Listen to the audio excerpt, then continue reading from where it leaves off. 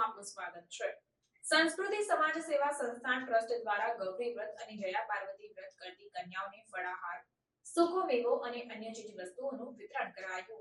શણકોઈ ગામે અષાઢ મહિનાના પ્રારંભ પછી સૌપ્રથમ અષાઢ મહિનાની સુદ 11થી નાની બાળાઓ માટે ગૌરી વ્રતનો પ્રારંભ તથા મોટી કન્યાઓ માટે જયા પાર્વતી વ્રતનો પ્રારંભ થાય છે। આ વ્રત કન્યાઓ દ્વારા કરવામાં આવે છે। વ્રત દરમિયાન 5 દિવસ સુધી કન્યાઓ ધાન અને મીઠું આરોગતા નથી।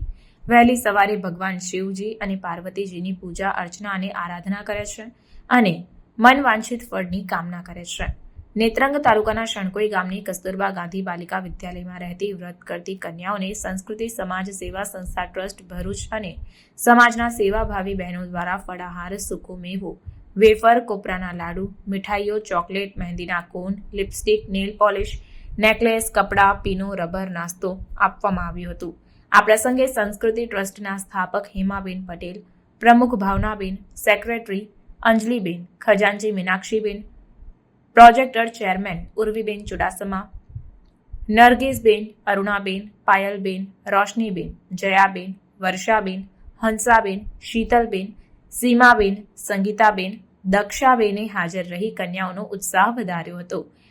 યુનાઇટેડ હેન્ડ અને અંજલિબેનના યોગ ક્લાસ, ઉર્વીબેનના યોગ ક્લાસ, નરગીસબેનના યોગ ક્લાસ, કૃષ્ણાબેન, હેતલબેન, અંજલિ માથુરે, શિલ્પાબેન, હેતલબેન, રૂપલબેન અને બીજા દાનદાતાઓના સહયોગ થકી આ પ્રોજેક્ટ સફળ બન્યો હતો।